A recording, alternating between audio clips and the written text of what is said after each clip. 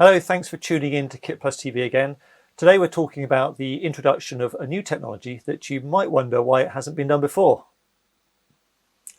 We're all familiar with the way touchscreens work on our mobile phones and tablets. It's been around for a long time now.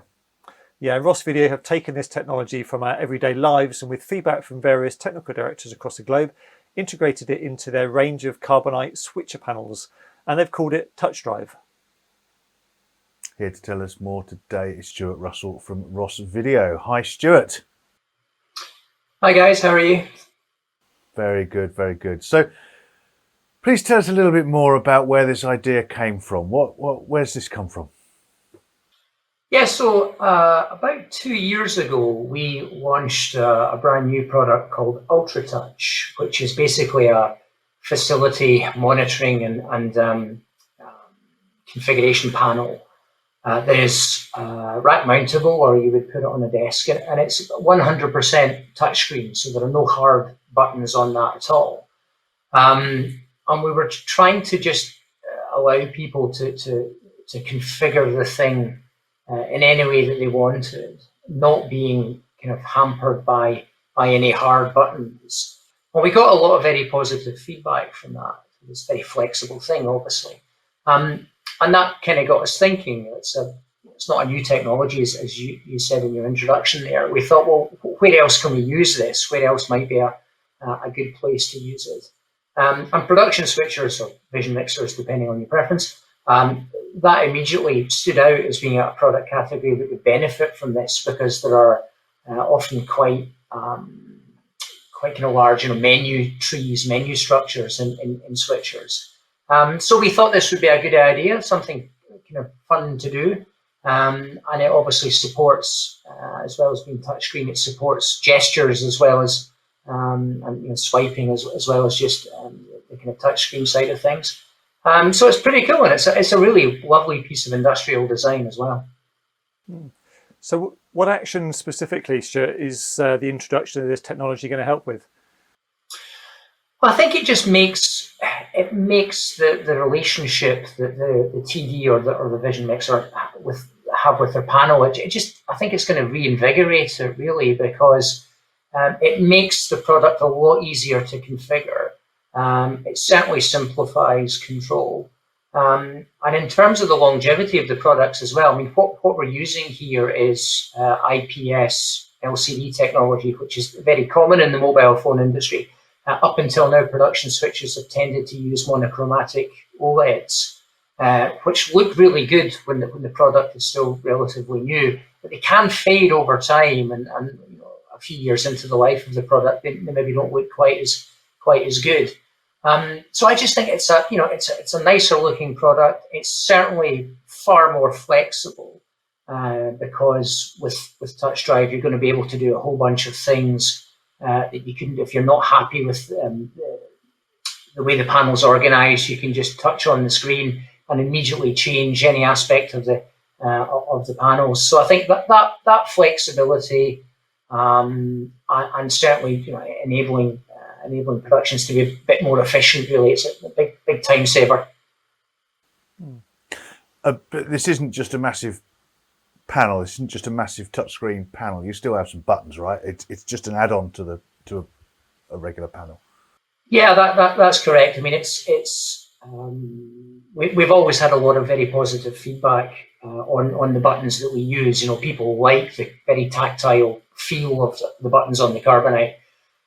So we decided that we shouldn't really get rid of those. Actually, if anything, on the largest panel of the 5, we're increasing the number of tactile buttons that are there. But I think just having that layout where all of the displays are touch screens. Again, it's a nice kind of hybrid between the hard button presses, but that extra configurability that the touch screens open up. So can existing users of Carbonite switches simply swap out the panel if they see this as an upgrade they want to do? Yeah. I mean, it will be a swap out. This TouchDrive series of panels, and there's 5 of them, ranging from a single row 15 button panel to a 3 row 25 button panel. So they will replace the existing Carbonite Black series. So you can just swap them out. But I think people are really going to like using them and working with them. You can kind of see it on the background there that's behind both of you. The panel actually curves up as it moves away from you. So it's a very tactile thing. You know, it's going to be a very nice switcher panel to use, I hope.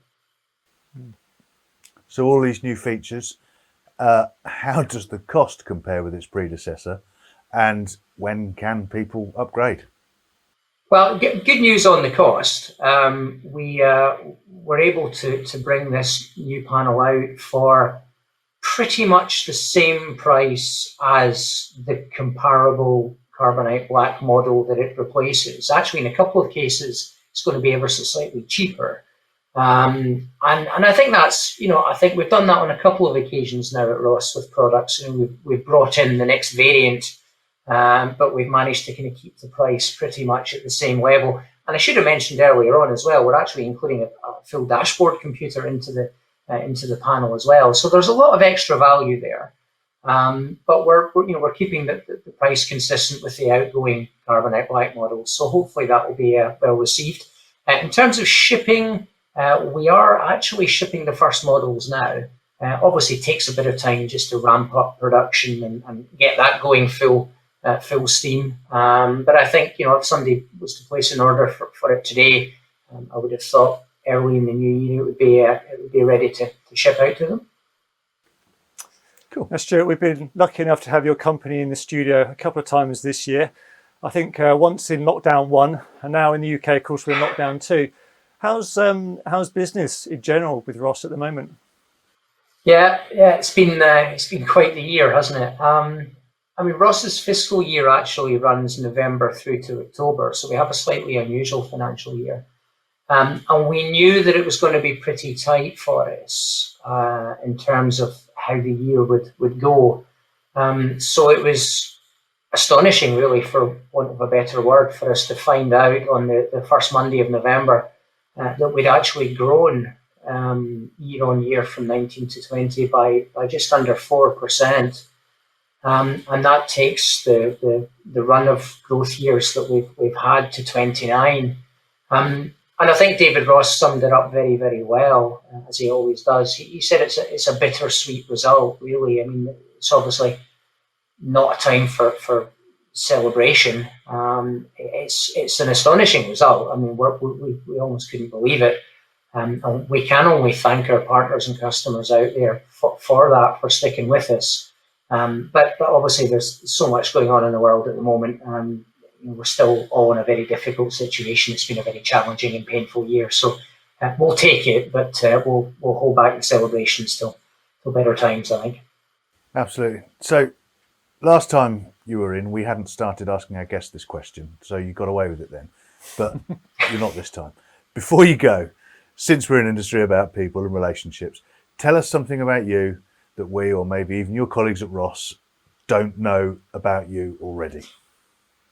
Ooh, so probably two quick things. I had a cameo in GoldenEye, the Bond film, which came out in 1995, I think. And I was, for years before I got into this industry, I was in the music business. I was a professional drummer for years, and I once threw up on stage in front of 10,000 people. Hey! not my finest hour, I have to say. Excellent. That's our messiest revelation so far. It is indeed. Thank you for watching today, and thank you very much to Stuart from Ross Video for coming on the show. To see all of our video interviews and kit reviews, then head over to KitPlus TV, which is brought to you with the support of Mediaproxy, and you can find out more about them at mediaproxy.com. Thanks for watching.